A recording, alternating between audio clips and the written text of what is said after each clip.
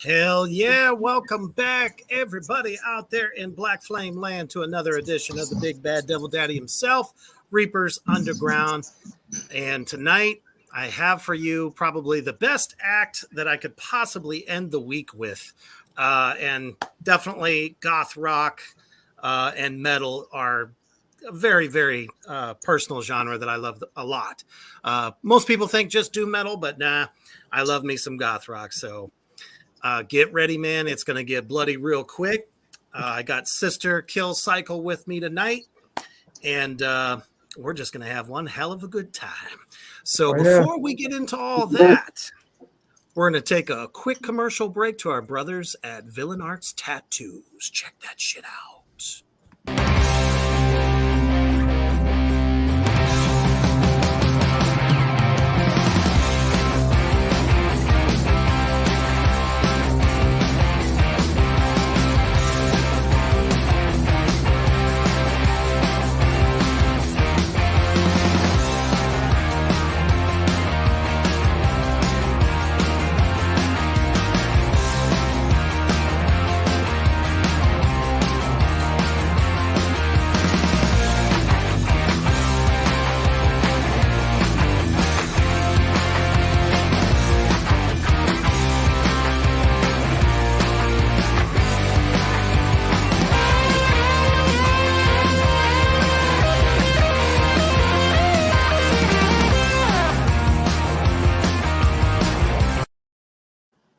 That's right. Villain Arts Tattoo Convention's the biggest in the country, in the world.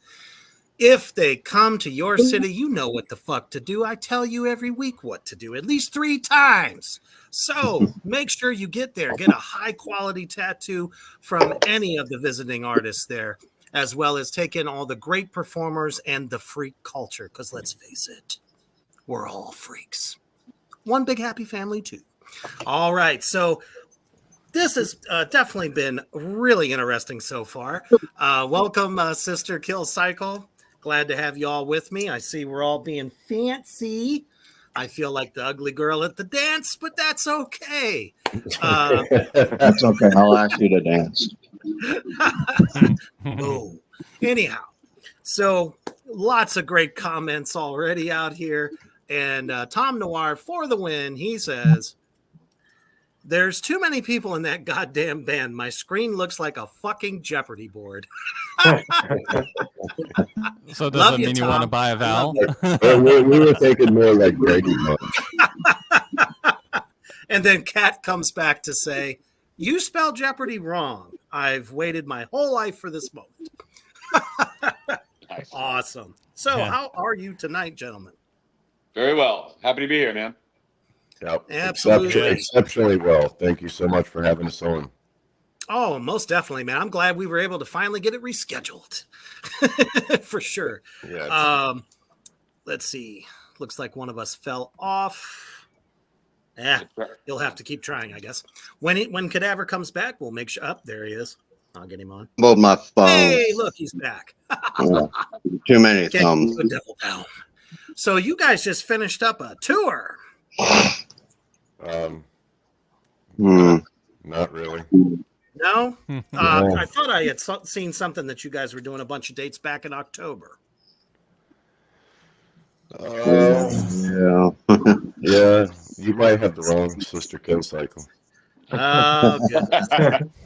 Nah, there's only one. I think that was October of 22. Oh, I not sure why that was like that then.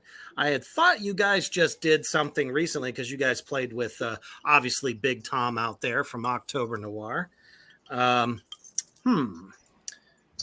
So you did play your final show for the year though, correct? Or do you have more? No, that was the last April.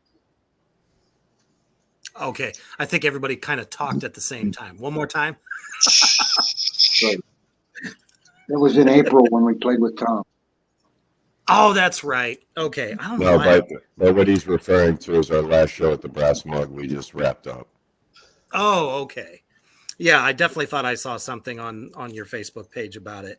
But and this confusion may be when nobody shows up to see us play. Yeah, well, of course, that was our last show for the year because we're getting ready to get in the studio and start writing the next release. And that is exactly what I thought you guys were going to be doing. So, what are your plans for this new record? All killer, no filler. It's definitely going to be more in the vein of Black Widow from what we've gathered and listening through the songs that we're working on. What about your direction? Yeah, we actually have a pretty good handful of songs that already pretty much written that we're just fleshing out, working on right now. So yeah, this in the vein of Sister Kill Cycle. We're kind of just each album we move to a different, darker phase. I think this one's going to be a little more heavy, back to like the Redemption through Rebellion days, kind of thing. Still a little bit more aggressive. A little more aggressive. We're still going to have the orchestrated, synth, kind of 80s goth vibe, but just with percussion, with being in the band now. We're just going to do a lot more heavy percussion, a lot more like in-your-face kind of metal. Plus, awesome. It's our mood right now. The state of the world has got us to the point where it's time to get aggressive. Mediocrity is definitely not suited for this new record. Excellent, and there's definitely a lot to be pissed off about, to say the least. It's kind of an interesting time for music too, in the sense that you've got somewhat, we'll say, veterans that came from writing and recording your old music, and now we've got all these new fun toys to play with. So it's like that last dance with the final merger of technology and organic production of music. So it's really exciting to see where this goes. Yes, absolutely. Definitely. And I mean, I was blown away just from what I heard, because it was actually through October Noir that I found out about you guys and listened to Blood Pact and Cancel Culture. So both tunes I love equally. They are fantastic. Yeah. Definitely moments an array of pushing the envelope too. I'm sorry, what? There'll be moments where we'll also still push the envelope on what people have heard us do before. Absolutely. Definitely not a single, I don't know, like you said, mediocre style or anything like that. Honestly, I loved all of it, but I did kind of get a sense that it could get heavier. And you guys just brought in a new drummer, which is awesome. Ben, go ahead and introduce yourself, man. Ben Wershing, how are you? Hey, glad that you're with the band, man. Yeah, excited. So this guy's not going to give himself kudos. I'll go ahead and throw some stuff out there. I'll deny it all. This guy's been professionally playing music for quite a while. Nice. He's like he's done some really big studio session stuff in Nashville and around the area there, and love Nashville. I believe he was a touring drummer for a band that oddly enough meshes with the metal crowd, Wu-Tang Clan. I don't know if anybody's ever heard of them, but he's done some work with them. He did a couple tours with September Morning, so definitely a very seasoned pro drummer, and we are freaking ecstatic that he's on board with us now. And make it clear right now, he's not a hired gun. He is actually a full member of Sister Kill Cycle now. Nice. So he ain't going nowhere. Nice. It's nice to have roots somewhere rather than write and fly. You know what I mean? Oh man. See, I was like steady drumming for pretty much band after band, and then my last band I was with them for about 3 years, and then now it's like I've just been kind of hopping. So I know what you mean. Although I'm working on something new that I'll be debuting here shortly. Do you do like a lot of double kick work at all, or? So I always thought, like I was early on in my career, double kick was, I mean, I'm a white guy, but I was always told I had a black foot. And, you know, a nod to, like, everyone always asked, you know, who are your favorite drummers? And, you know, no one would ever know who they were, because at the time it was Tony Royster Jr. Oh yeah, sure. Just an absolute animal. And so I always paid attention to listening, making sure that I listened to stuff so far out of the genre I was in, it was not possible for me to replicate someone else's shit. And it would give me a different perspective on the music I was going in to write. Mm-hmm. So I wouldn't say double kick's a thing. Sure, I'll do it if the music calls for more notes than what my right foot can do. But I'm real groove based, almost you know, a syncopated backbeat. Best way I know to explain me on drums is if what the rest of the band is doing is the language, what I do is the punctuation to what they're saying. Right. And if that requires multiple exclamation points, fine. Most definitely. Sometimes, you know, less is more. Yeah. You know, a lot of my favorites that have always been heroes of mine are like Buddy Rich to Dave Weckl to Steve Gadd. All right. You know, Dennis Chambers. Oh, yeah. I've always been a big fusion guy. Do you ever? I'm not going to go too far off topic on the interview, but have you ever come across the video of Dennis Chambers playing with like a 13-year-old Tony Royster Jr. side by side? Oh no, I'll have to look for that. Holy shit! Get your hands on that stuff, man. Keep them up. Yeah, absolutely. But and definitely from what I've heard from Sister Kill Cycle is definitely there is a lot of groove. So you probably just fit it like a glove. Here I am. And you know, it's always kind of a nice musical dance that you guys got going on. There's enough space left in between keys and you know, the guitar parts. It's not just straight chugga, you know, but when it comes time to be, you know, more intense, especially in like a chorus or something like that, you guys really do bring it. So tell me a little bit about the guitar for this new record. Are we going to have a little bit more aggressive there as well? Well, we do this time have two guitarists, so you know, definitely we'll be getting some more variants, using more harmonies, you know, with each other, things like that. So we'll definitely be mixing up. Nice. In addition to getting heavier.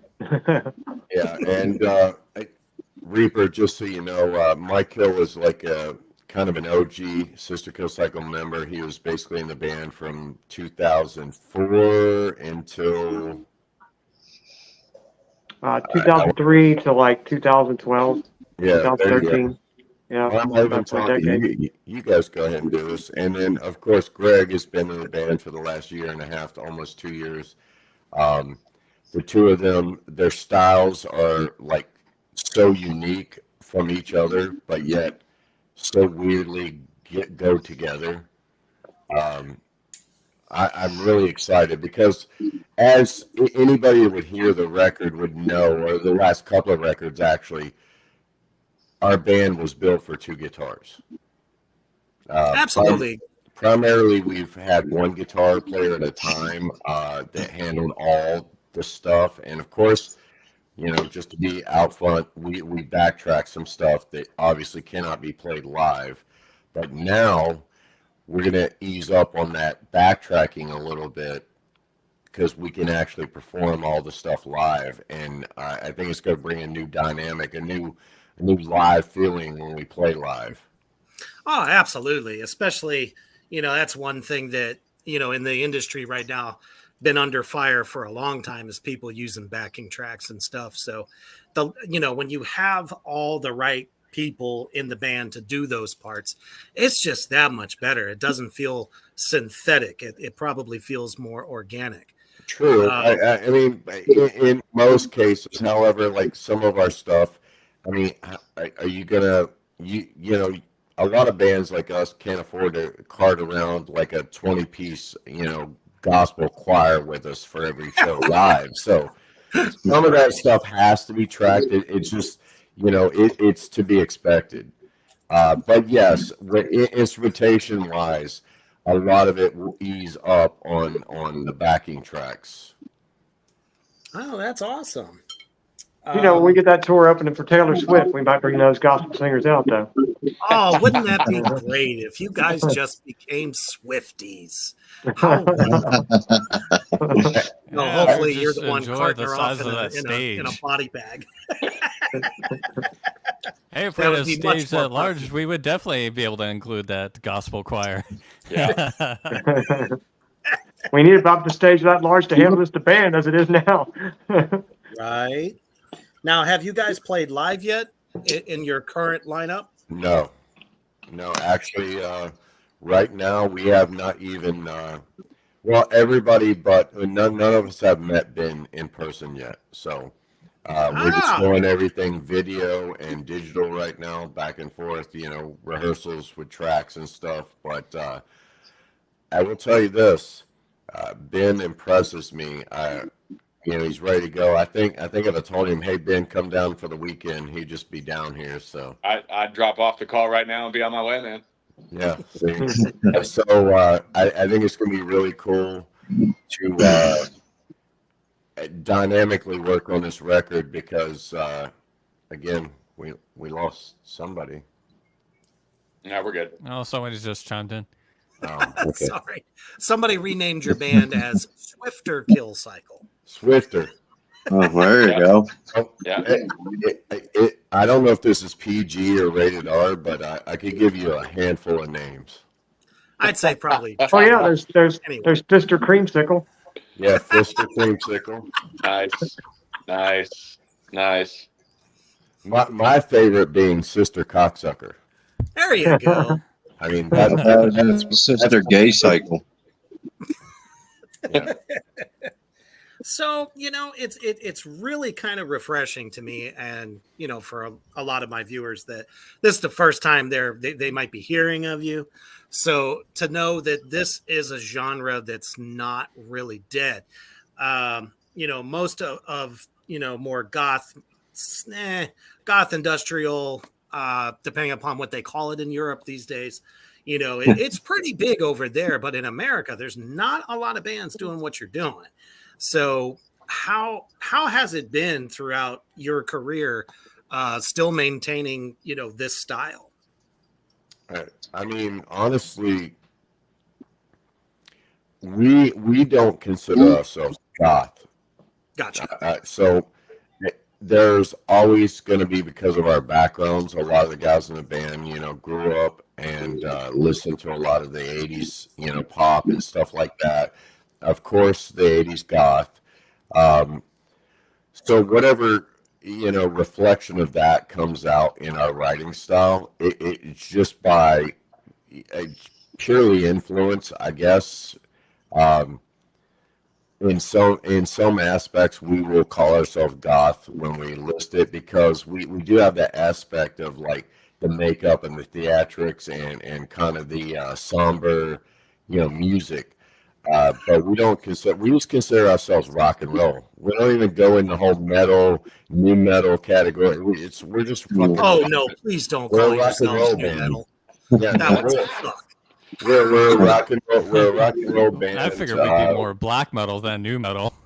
At most, we've mentioned, maybe shock rock, but yeah, nothing that extreme like new metal.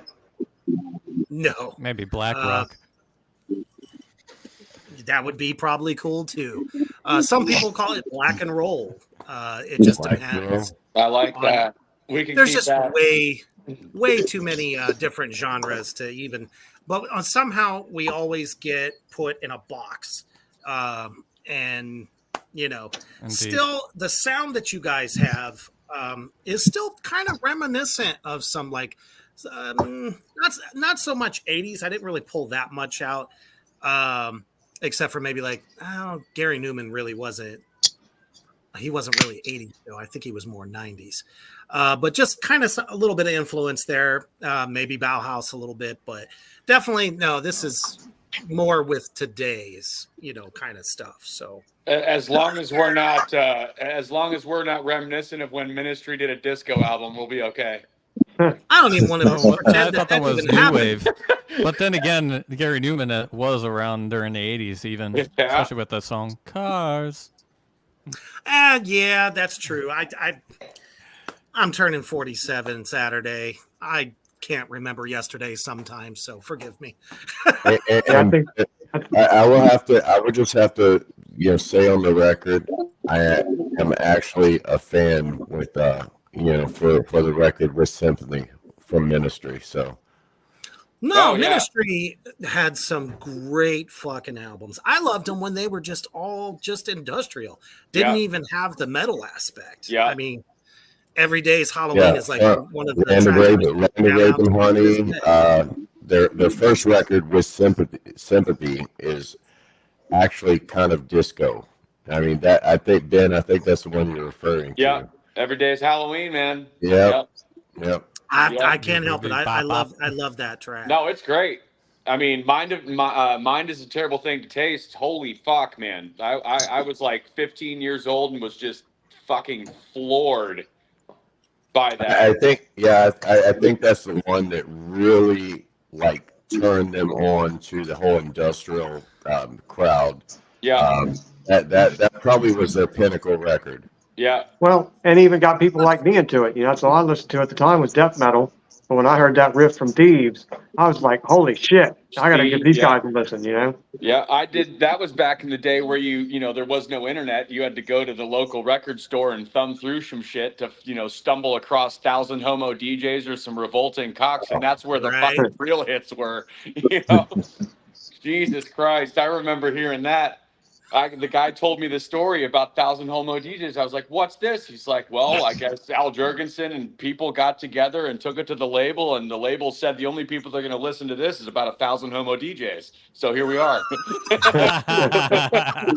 So that's how they came up with that name. There you go. That's it. Yeah. It was that triad of Black Sabbath. So I'm showing my age now. Oh Hey, no, that Sabbath cover will they did always of that be Black my Sabbath symbol. song, that's still a dance floor killer Yeah, at the golf and- clubs. Yeah, and I don't think any rock and roll band of any true grit can go without mentioning Black Sabbath of some sort. So Absolutely. it totally has nothing to do with age. I think it just has to do with like there's two bands that are just I think rooted in rock and roll. You got Black Sabbath and you got Motorhead. I mean, Yep. between And I would figure if there's like a new generation out there. I mean, when that album 13 dropped 10 years ago, I was blown away. I still have to say, as big of a Sabbath fan as I've been throughout my life, that was the best album they ever put out. Oh, hands down. I absolutely loved it.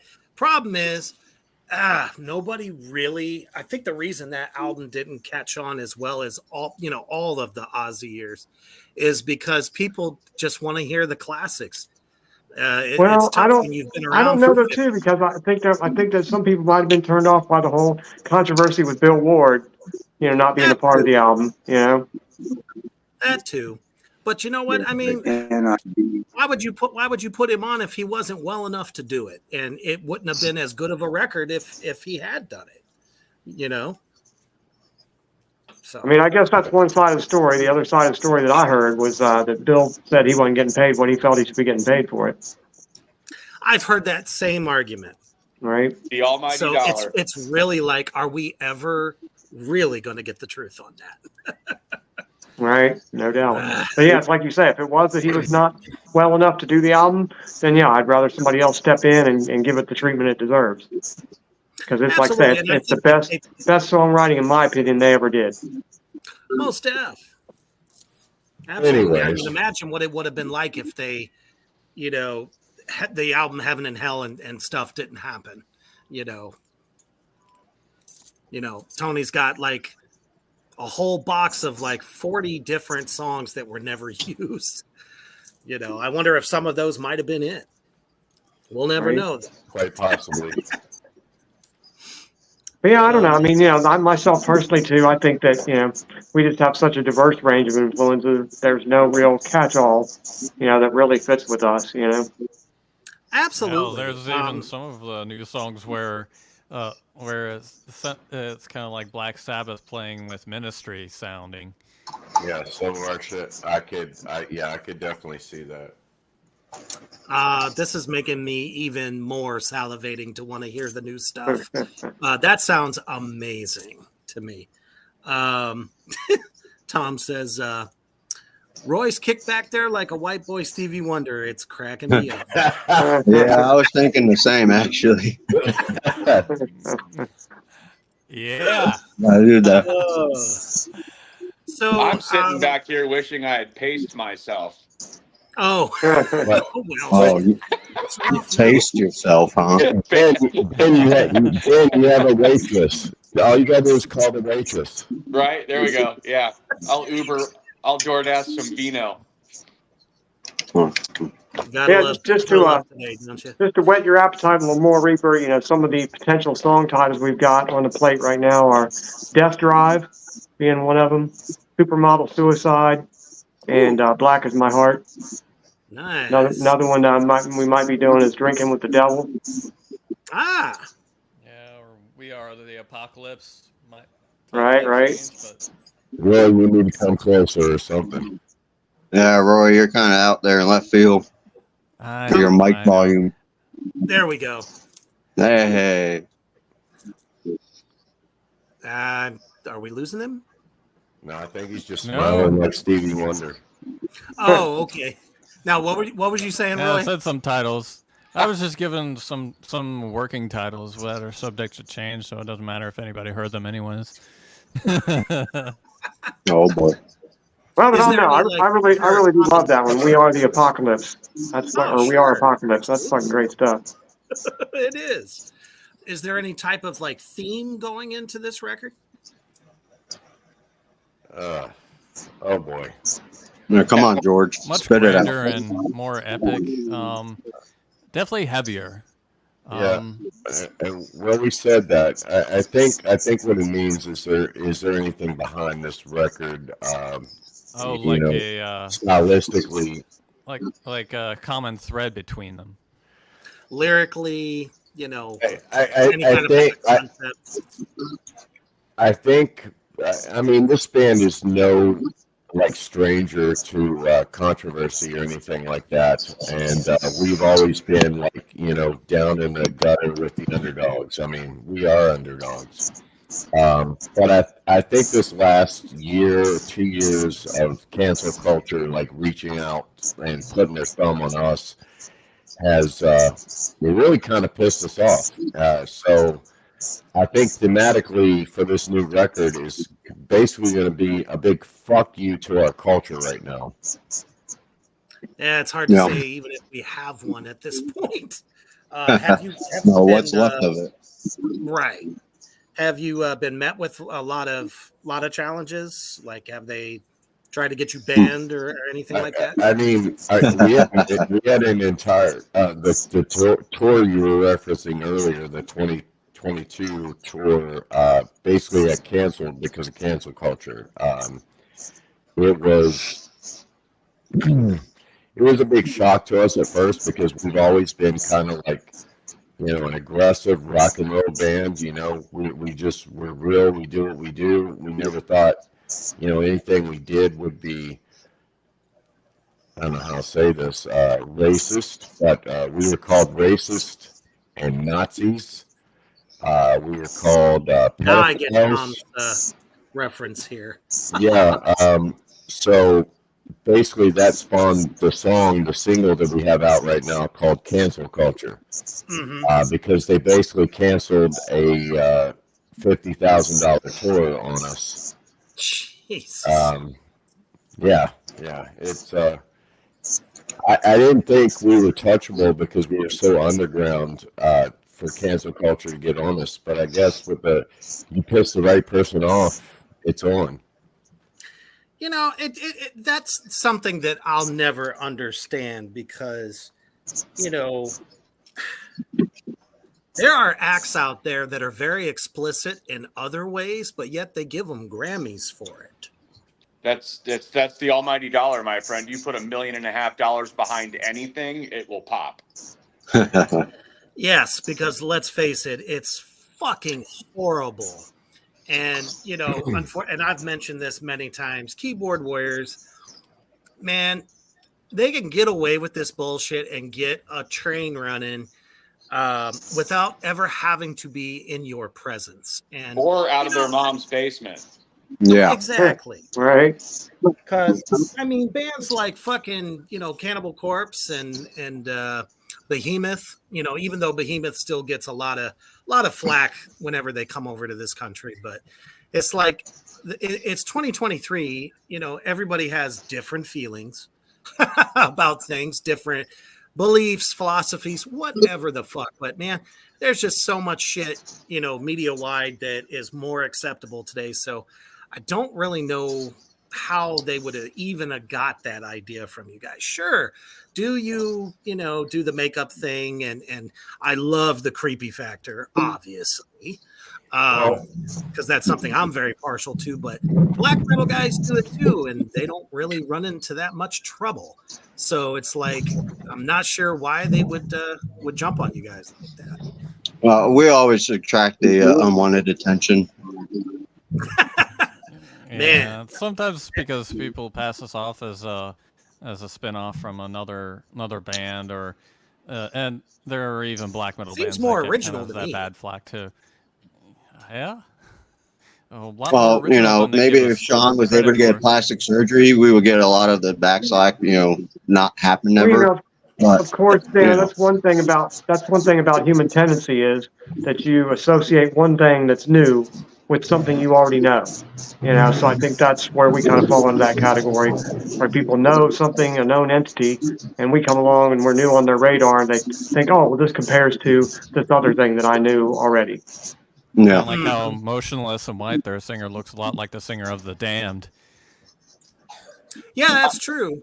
I mean, I'll pipe in for a second. I mean, I've been a fly on the wall for a while, and it's not a matter of, you know, there are blatant ripoffs, but I mean, the fact that people are saying like anything is a ripoff, and this other stuff that I hold, you know, dear to me that I have in my playlist is not a ripoff is absolutely stupid. Everyone's ripping everyone off, but the people that do it the right way are like hard rock bands that are redoing fucking Beyonce songs.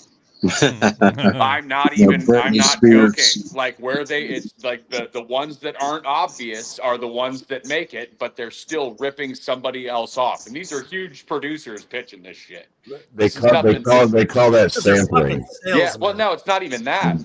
Probably used to be used car sales. I was being facetious on that. I know. Yeah. Yeah. So fuck all that nonsense, man. Everything's a replication of something else. Absolutely. Everybody has influences, an image that they liked or somehow touched them. But still, you know, just looking through, you know, let's say this photo here, if my computer will actually cooperate. Just slap it. I mean, I don't know. That's the way I've always looked at it. Is, you know, every truly great artist seeks to keep their own unique identity within their influential synthesis. Absolutely. It's not like you guys are setting out to look like anybody else, and there's no There's nobody really out there doing what you're doing, either mainstream or otherwise. And yeah, and I don't think we sound like anybody else either. Oh, I yeah. mean, I can't look at that and say, oh, you look like, oh, you must be, unless, you're the Actually, I could. unholy in sync or some shit. I don't know what you call it. We're a skinny puppy tribute. Yeah. Oh, right. I mean, honestly, in this whole conversation, obviously it leads back to me. But I can tell you, like, from being in my own body and growing up, I hate the way I look. I wish I could have looked somewhere different, anything but how I turned out. So this is not a reflection of trying to be like somebody. I can't even afford Botox to get rid of my forehead wrinkles, let alone plastic surgery to look like someone. Yeah. I gotta do the black up here, then it'll be gone. But Sean, I think you look great as a ginger. oh yeah. Yeah, maybe you should go with the red and just say I'm the redheaded stepchild. Yeah, well, That's Oh, something. Unfortunately, I'm naturally blonde, so. Nice. I'm naturally bald. I always get called. But, people always try to say, oh, hey, Captain Spaulding. I'm like, no, do I look like Captain fucking Spaulding to you? Fucking God. But he is an influence. Don't get me wrong. But I didn't steal my get up from him. But do I maybe pick up some mannerisms and stuff like that? Sure. But I'm just naturally fucked in the head. I mean, who the hell isn't? He just did close to your the murder facial style, hair. right? He just did close to your murder style, right? So it's Well, like, I would almost ask them or counter them with something along the lines, why, you don't like clowns? that's another thing. I've never actually put myself out there to be a clown. It's like I either get, hey, great corpse paint, or interesting clown you are. I'm like, I'm none of those things, but thank you. But once again, it just comes down to people have to associate that look that you have with something they knew before it. Yeah. Yep. Exactly. It just goes to show, the intelligence level of this country. It's familiar, so it must be that. Reaper, I was going to be a little facetious, say you have to be funny to be a fucking clown. Yeah. Nice. I don't know. Sometimes I am, but I don't know. Looking doesn't count, though. That's right. Well, I mean, going back to the corpse paint thing, that was originally became quite popular with Mayhem, but their reason for doing it is that they were trying to look as dead as possible. Exactly. They wore the corpse paint to look dead. Even went as far as running their clothes through the ground to make it look like they just rose up from the dead. Exactly. I mean, there's always a story behind why we look, or as performers especially, in what we're trying to emulate about ourselves. I always just talk about it as it's my darker side. Reaper is, as an entity, is a darker person, just as you guys as performers. It says a little something about yourselves as well. Especially if it just kind of came naturally for you to want to do it. Obviously, everybody here at Black Flame Land, we're all about horror. So was there any horror influence? I kind of get a little bit of that from you guys. I think What about sluts? I think everybody in this band is a real horror fan. So, I mean, it's definitely what's really unique about this band is we finally have a lineup where I think everybody has so similar interests and upbringings. It's kind of weird. Some bands you get the guy who grew up in the basement with the rich parents and he was like the nerd and blah blah blah. This is basically everybody in this band was the underdog. So the fact that we're all together now and we're just know, We're gonna kick some fucking ass. That's what's gonna happen. Oh, absolutely. If anything, it should just be fuel to piss them off even further. That's what I would do. Well, I don't know if you could actually piss. I don't know if you could actually piss Greg off. As anybody knows, this guy's got a shirt buttoned down to his crotch. just there, not past it. No, I mean it's totally fine, Greg. Please get it back out because I'm telling you, you are the fucking Sebastian of Sister Kill Cycle. We have six. We have 6 more weeks of winter. Right. Tom says, "Stop eating your mic." We saw Greg's pubic hairs. That means 6 more weeks of winter. Yeah. Oh no! Oh boy, why were you looking? You know, I was thinking the same thing. Hey. But anyway, Remember, ladies and gentlemen, pinky out when you're trying to be exquisite. Pinky out. Stick it up your nose. there's my pinky. Oh shit! But the question is, have you been picketed? There's that's a really good goal. That's always kind of been one for me as well. We have had death threats, called in death threats to venues. So, what was it in the South or you know? Yeah, East Coast? Mississippi. Oh, okay. That's what it was in Mississippi. But believe it or not, it wasn't from the Southerners. It was from a whole goth crowd in New Orleans. And of course, it was when I wasn't present. Reaper behind the scenes. I mean, I guess we could do it here, but you have no idea. I mean, we have endured so much, and I look retarded leaning over like this. I just realized. That was not derogatory. I gotta watch anything I say because now, like, the special kids are gonna get on here and like boycott us because he said the word R. R. I said it with a hard D. I said it with a hard D. I'm sorry. It's literally, you know, easier to literally piss off anybody these days with the least little effort. I feel like just the sense everyone's kind of like being taught that, you know, be so sensitive is the problem. Feelings. There used to be a time where you could literally joke, be who you wanted to be, but nobody like really got angry at each other for it. I just feel like the last 20 years, I mean, if we could go back to the great 80s again, that would just be amazing. Or the 70s. Back to the 90s. 90s was good too. I do have to agree.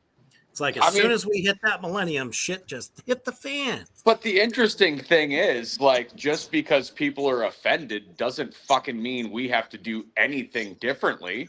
Like, No, we're not going to stop and say, "Oh, I'm so sorry." I'm not even saying There's a like as a band. tissue. I'm saying like as human individuals, like, fuck it, do you? And if they don't want to do it, then like magically No one's over telling you like to a follow. short period of time, all of those That's fucking people right. disappear from Something you. so simple is Yeah. so fucking hard Just to fuck do. it. You don't need them anyway.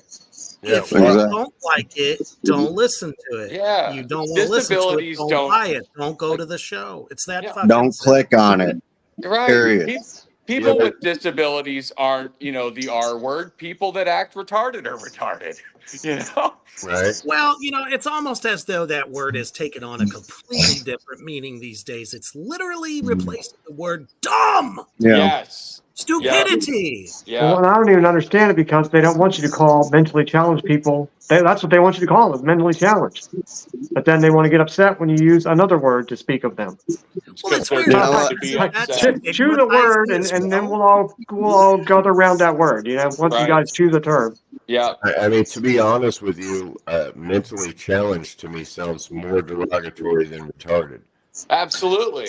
I'll That's have what I'm to agree saying. as well. I think that's very stigmatizing just by saying that. To me, it sounds like a clinical definition of something you can't change. Right. right? But I along used the to be a lines, big but brother, along the big lines of sister what- for adults that are mentally handicapable, and not one ever got mad, even the high function ones ever got mad if you said the word retarded around them. but You call them along the goofy, lines, they don't along, care. along the Never. lines of what you were saying, Ben, like, you know, like I feel the same way. Like I was very shy when I was growing up. And at a certain point, I was like, you know what? I'm tired of being shy. I'm just going to throw myself out there.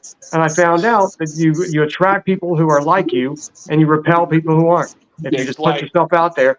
And that's what this band is prepared to do. You know, with Yeah. the cancel culture and what we've been through in the last year or so, you know, we're prepared to just put ourselves out there as we are. And those who can accept it, then we welcome you aboard. Those who don't like it, then you can fuck off. Exactly. It's just fucking rock No, and we're not going to roll. change for The whole anybody. thing- No, not at all. Rock and roll was never meant to be pretty. Punk rock was supposed to be against fucking everything. So it's like, you know, this should not be a surprise, you know, just because it's done in a spookier way or, you know, just more blatant or, you know, No, at the you're end of the day, supposed to it's stir up. performance. You're supposed to stir up some controversial. You know, Yeah. Oh, sure. Alice Yeah. Cooper wrote the fucking book. Yeah. I mean, if we're talking in a musical context, like the real fuck you is like transcribing what we're about to do in a studio and absolutely blow the fucking roof off of every single stage that we perform it on. That's the ultimate Absolutely. fuck you to all of it. All the Yeah. talk and all of this and all that doesn't mean anything. See it live, wonder how the fuck it just happened, go back to your hole. and buy our And merchandise. now that we're gonna be doing even better shows live than ever before too. Oh, most definitely. Now that you guys got a full lineup, and that you're able to reproduce it on stage, you know, to me, that's always been the mark of a good band, is a band that, you know, they sound one way on the record and sound just as good, if not better, live. And I definitely feel like that's going to happen with you guys. Yeah, And speaking of merch, you guys got quite a nice little line. I don't know if everybody out there in Black Flame Land has noticed, but sisterkillcycle.com has been moving across the bottom very subliminally for you to go and buy their album, their t-shirts, which, I mean, how can you not want some of these? They are just works of art, and I'm a big fan of dark art, and these are all just very, very cool. And let's face it, you know, bands have to sell merch, you know, and if you like them, you love them, fucking support them. There's no us if there's no you. And obviously from, you know, all the comments and everyone that's been watching tonight, you know, you got some dedicated fans, and, you know, if you haven't, go do it. Let's talk actually a little bit about your last record. Let's see if I can pull that up here, if it's possible. I believe in you, Reaper. I think you'll get it done.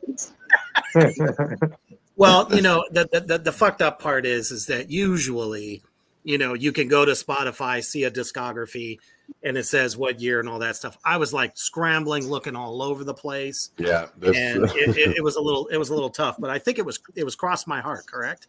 yes. Yep. Last record was Cross Yep. My Heart. Now, how do you guys feel about that coming off of that record? Do you feel like it's going to be just as strong as the new one, or do you felt like it was lacking something? No, I mean, so for me, finishing that record and performing it for like the last 2 years, I think it was exactly what this band needed. I definitely was exactly what I needed. A lot of what you'll feel in that record is me dealing with some life changes. Gotcha. So it was basically a growth period for me. Not unlike every album is a growth period, but this was like a serious change in my life. So that record to me is basically putting the past in a time scheme, and then moving through that, and being able to grow as I have now. So to me, I mean, is there things I would want to do better? And no, I don't think so. I mean, I go back and listen to that record, and a lot of artists say they cringe at their own work. I'll But never understand that. I go back and listen to that record now, and I'm actually pretty proud of the work that went into that, especially the first time Roy and I actually got to work together, like as band members and create an album. Basically, I handed him like all the demos and said, "Here you go. This is what I got." I was working with another producer at the time who basically, You got a falling out. again, my personality, part of me says, put them on blast. Fuck them. Fuck them. Right? There's so many Right? wannabe fucking engineers out there. We all know it. We've encountered it. It's okay. But Obviously, this guy sucked. But see, I will tell you, Reaper and everybody out there, my band are such, not just band members, they're such good friends and brothers. They reel me in. They kind of like give me inspiration and insight, which I definitely need. I'm the guy that needs a handler. So yes, we won't throw anybody under the bus. It was a different producer, and basically we're 3 songs in. He dropped the ball because of A, B, and C. Roy and I got together, and I dropped everything on him. And so everything you hear is basically Roy taking my demos and then making them fucking beautiful. Oh, it Pretty turned much. out really well. Yeah, and for the most part, it was. I think it was probably Sean's most personal record, and it was just a matter of figuring out how to best represent those songs.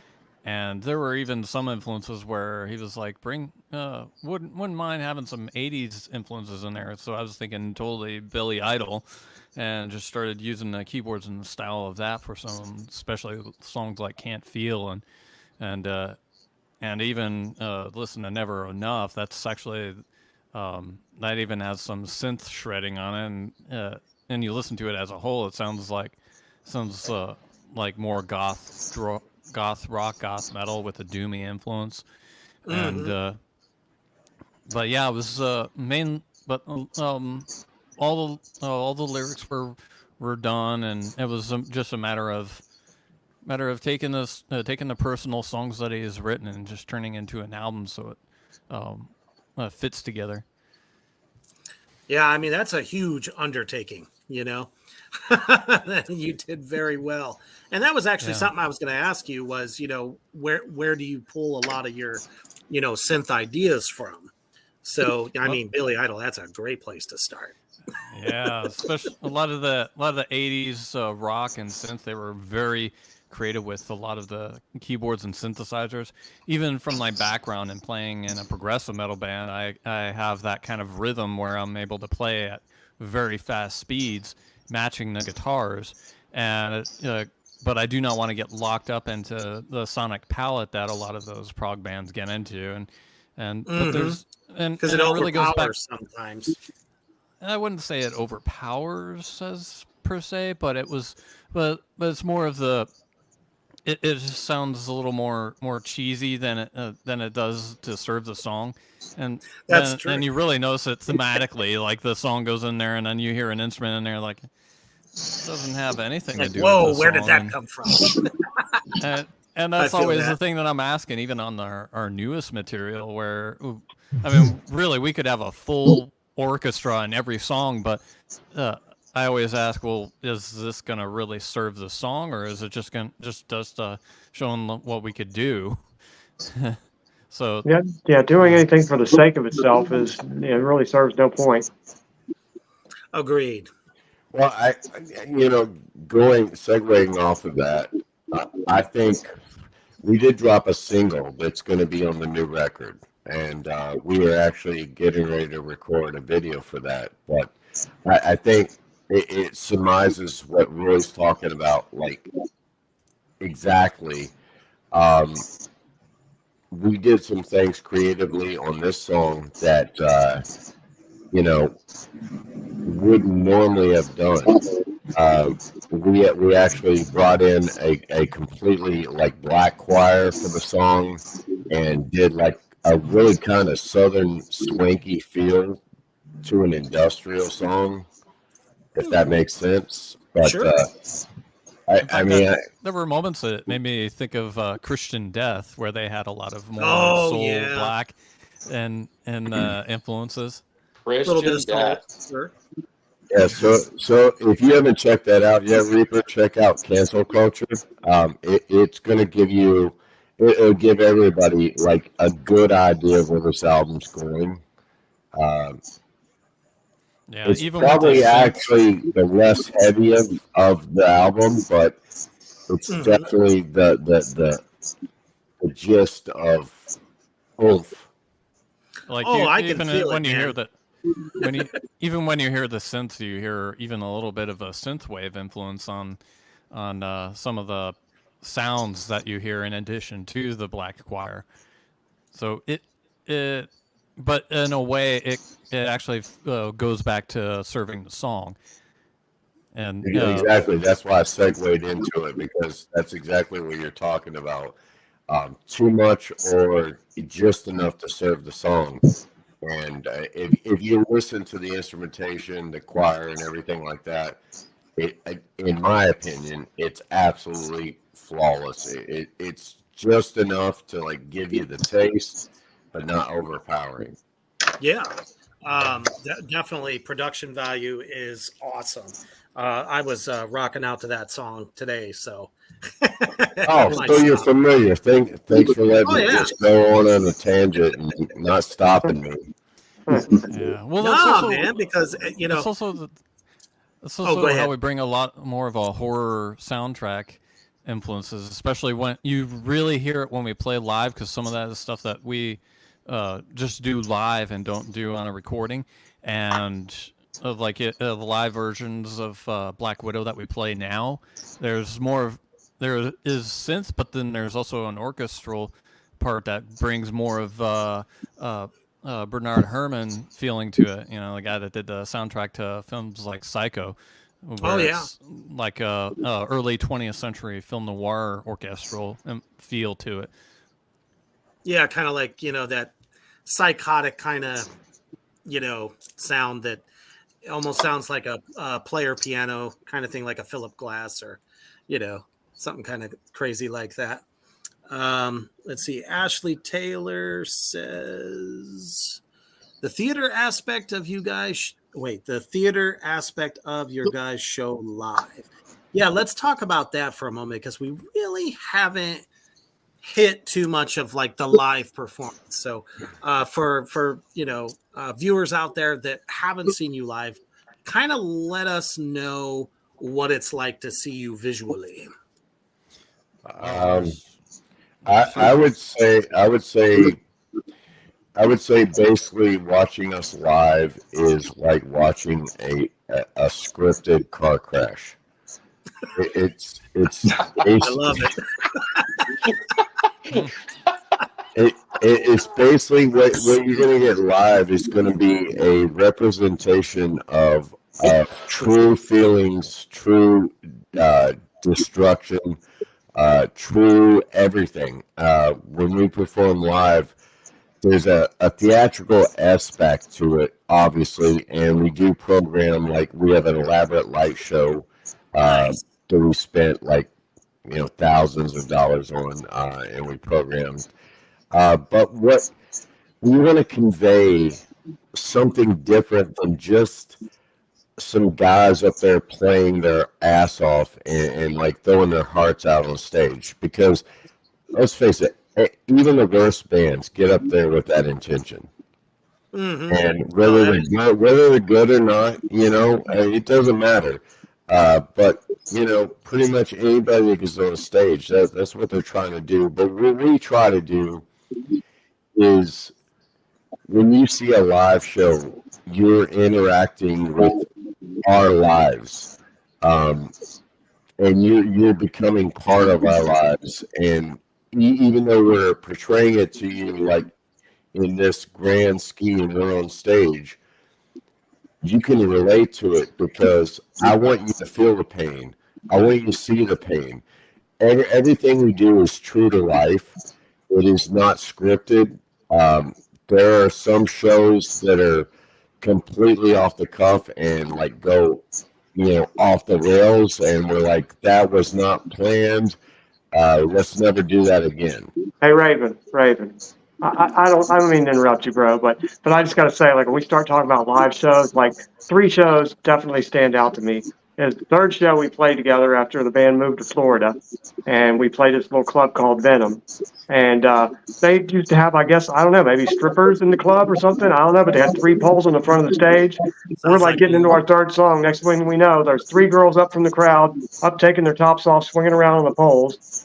Like 2 songs later, Raven's dropping trowel, and he's swinging from the rafters. Of course, I invited my mom, my sister, and my niece out to the show. Raven's swinging from the rafters with his nuts hanging, right? Then we go out, after we get done playing our set, we go out and destroy my car out in the parking lot. We end up flipping it twice. It caught fire. It was fucking crazy, right? What the fuck just happened? Yeah, seriously, that's what people were asking. It was just insane. Then another show is when they tried to shut us down at Boomers. And so we had a couple of security guys that were ex-Marines. And so their security started trying to rush the stage to throw us off. And the Marines kicked them back down the ramp, the loading ramp, knocked the asses back down. And we were just running the stage at that point, So that shit was hilarious. Yeah, we actually played with the power off. Yeah, and then we played up in like Illinois, Michigan area, and fucking Raven was just off. He was just off the chain that night, literally Raven off the chain, and fucking he stood out on the barrier, and the thing just rolled over, and he just like did a flip, rolled out in the crowd, and just came back up singing. The fucking crowd went nuts. I mean, it's just shit you can't plan. Like he's saying, he says it's a scripted car crash, but it's really an unscripted car crash. Shit you couldn't rehearse, you couldn't plan it. Shit just fucking goes crazy. If there's one thing I've learned from this interview so far, it is that Raven and I are not allowed to travel on the road in the same vehicle ever. We will not show up. We'll be tripping our balls off behind a rest area in the middle of fucking nowhere, never to be fucking found again. So just I'm streaking down the the highway. right. I don't know why. Oh yeah. Jesus. Wow. Talk about memorable shows. Holy shit. Yeah, even our use of technology is quite surprising to a lot of people that are even above our level, where we are able to have some of our equipment do things that people never thought that was even possible. That's because I think a lot of like you said, the upper level doesn't put a whole lot of thought into their shows. Some people are just very comfortable with the dry, okay, here's our logo that hangs behind the drum kit, and what have you. So they should be surprised. Yeah, hopefully they learn something. That's always been a challenge that I've had even when we play live, was I try not to be stuck in the same place like most keyboardists feel comfortable. I like being in front, just like right there with the bass player and the guitarist, and that's why I play mainly synth on a wireless keytar most of the time. Only times I love it. You see me playing 2 hands on the keyboard is because I'm playing 2-handed parts. Everything else, I prefer to play on synth, and most of the time when you're playing on synthesizers, you're playing it single-handed anyways, and usually you have the other hand free to tweak other controls on it, and that's characteristic of playing synth versus keyboards. So that's another aspect that makes it quite unique in our shows as well. It's like going back to like a jazz band setting. The pianist is like always out right there in all of the action, but whenever it came to like metal, the keyboardist is always the farthest spot close to being off stage. So it's good to know that you're out there, in the thick of it, because you're just as important as everybody else. I will. Especially with They the haven't played arrangements. with me live yet, so they haven't learned. Anybody that is front of the drum set is open for random. I mean, if you get a stick in your back, that's me saying, "Hey, we're about to do some juggling." You know what I mean? They haven't Or learned like that yet. a boom stand in your Or ass. or That's what's coming.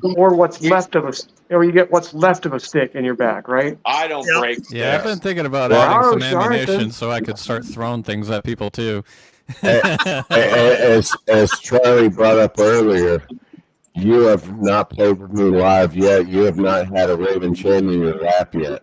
I mean, I'm already putting two and two together, man. We're not like. I mean, I get it. I get it. It's gonna be pretty fun. Yeah, make sure your drums are glued down. No. Oh boy. You talking Better about grab an endorsement. back to memorable shows. We were playing a show in, I believe it was Texas, Charles. We showed up the show. I'll be real quick with this. I'll try to. So we're 4 hours early. The bartender decides to give us, like me, sample shots of every whiskey. They have like 37 whiskeys. Uh-oh. So this is pre-show in Texas, and I'm like doing shot after shot after shot of all these homegrown Texas whiskeys. And that's like the one place you don't want to do. No, that. makeup, There's metal, and fucking bleeding red state. Jesus Christ, I'm curious to see where this story goes. Okay, so Oh yes, tell us more. so we proceed to take the stage, and it's an odd shaped stage. It literally is kind of like a V, and it has like a point out. The point out is literally like 3 feet, so it's not that big. But moral of the story is this: I was so intoxicated at the show, I'm surprised I could even sing, let alone stand. I ended up falling into the drum kit, not once, but twice. But the first time, he was able to recover, and he just kind of like took a hand and bounced me back off stage. So there I was, like back up. And of course, being this intoxicated, I came right back. It was like a yo-yo effect. This time when I came back, it was full force. I had nothing. So I ended up laying across the drum kit. Toms went flying. He's still trying to play the snare. The crowd, the front row, gets on stage and starts picking up drums and putting them back as we're still performing. And I was so amazed. I don't remember how they knew which drum went where. They had to be musicians. It was probably the band that opened for us. Well, shit. Thanks, Satan, for that. But So yeah, that's another great show. You're also security, sir. Not sure if there's anybody in the audience listening that works for the Invisible Fence Company, but hit me up. I might need to do some fucking business with you. No, yeah, I'll tell you, because what Raven was saying reminded me of the first show that I played with the band. Raven had been drinking, and he kind of was just like bumped into me. I'm side stage, and the stage we're playing on, it was like out in front, like just a perimeter kind of stage. It didn't have any connecting body on the front of the stage. So if you went over the side, that's like 4 foot drop.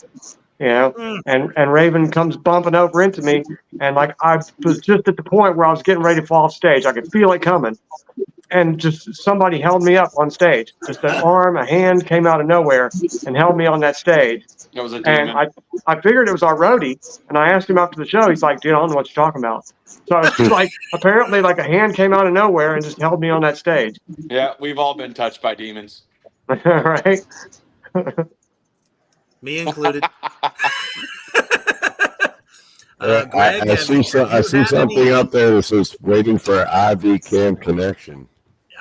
Yeah, my camera battery died. Gotcha.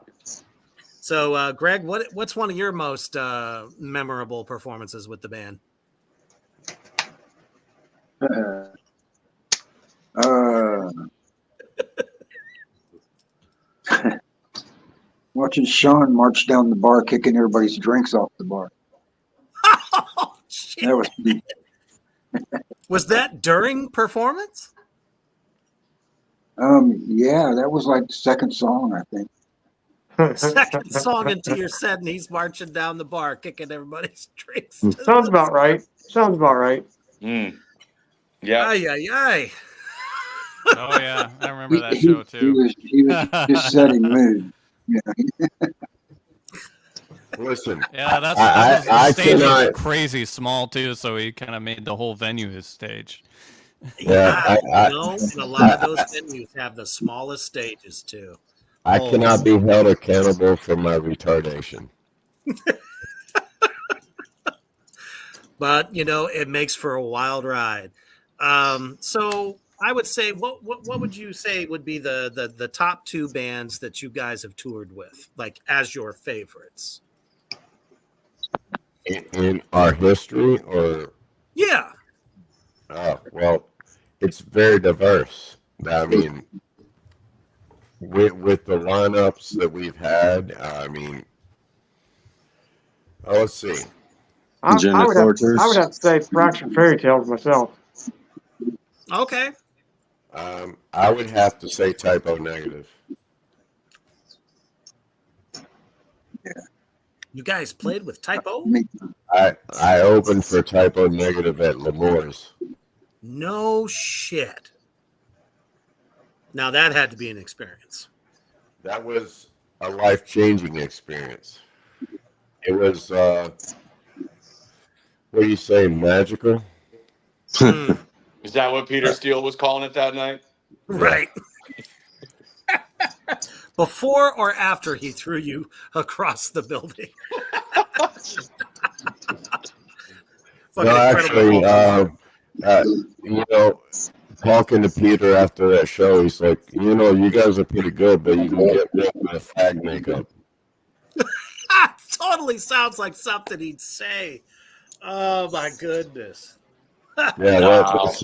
that's exactly what he said to me. He's like, you guys did pretty good, but you can get rid of the fag makeup. Yeah. He was definitely what you would call a macho man. Oh yeah, totally, 100%. Like old school, you know. Woo. I love it. That's awesome. I love him to death. He's one of my biggest like influences, like as a person and as a creator. I mean, Absolutely. he's you know, I talk about him like he's still here because you know We all do. he is to me.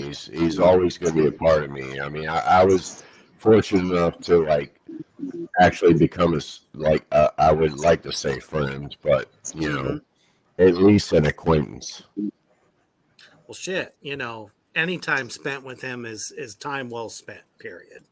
Let's just put it that way. Yeah. Let's see here.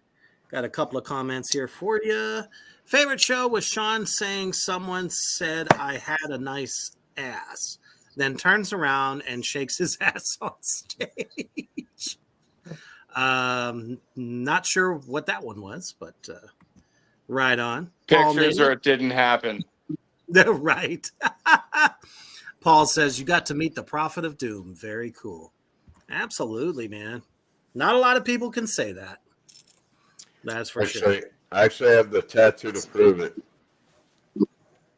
Peter Steele himself actually. Oh God, I got to work for this. Let's see.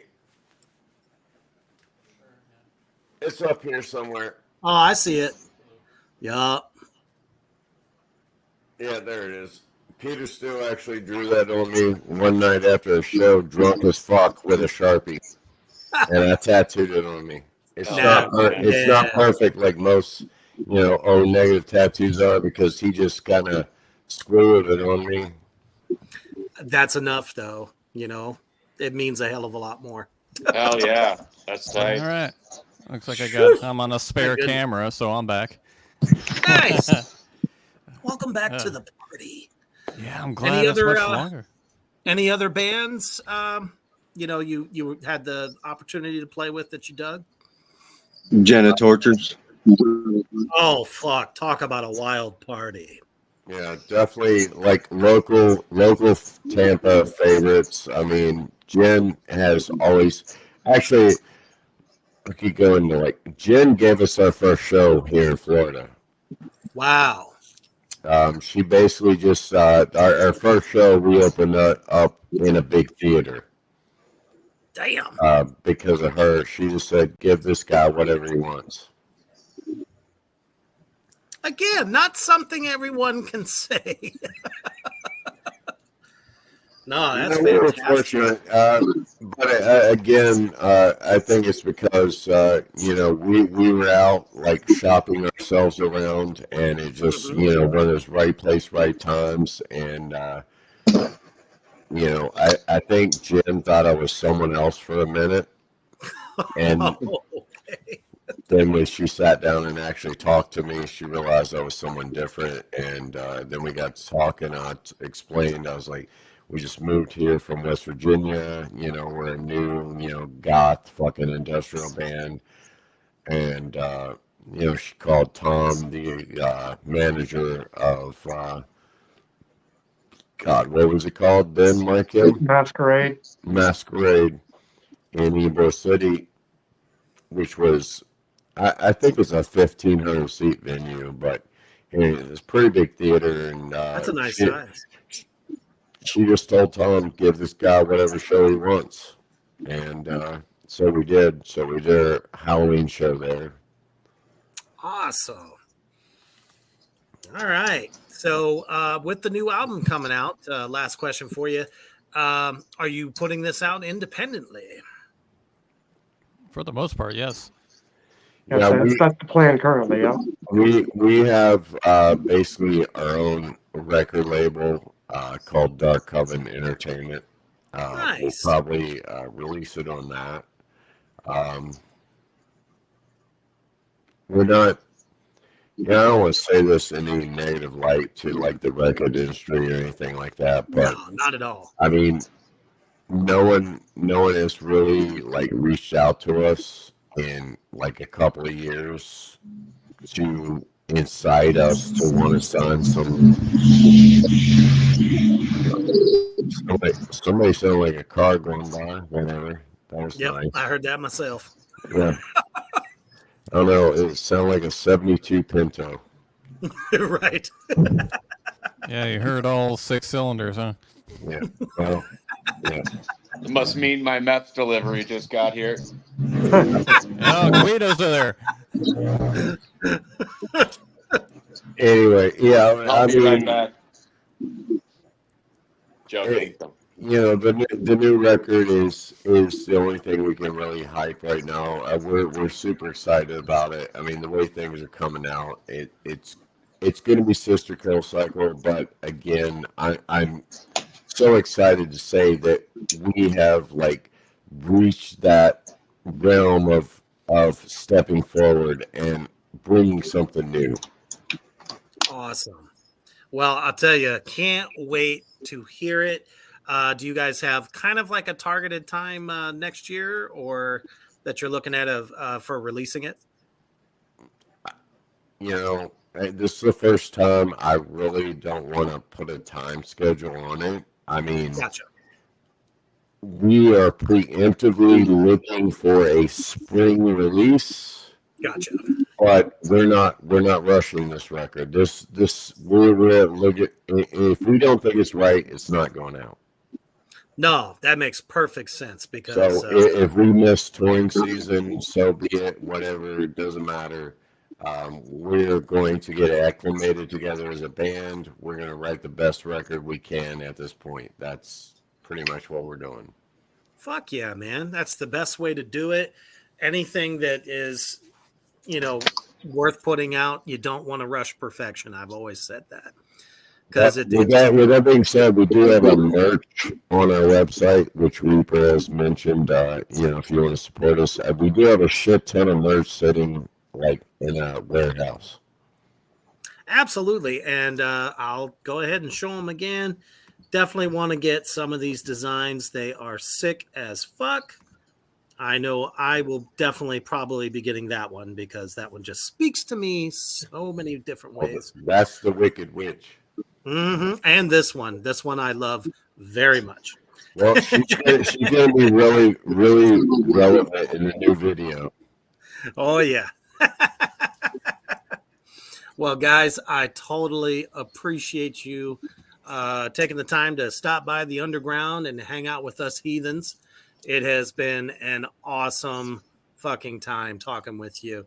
Thank you to everybody out there in Black Flame Land for showing up and showing out. Obviously, fans of the band, and most definitely all my demons out there for showing up. And like I said, if you didn't know them before, now you do. Go listen, buy their stuff because I said so. It's good. You'll thank me. Absolutely.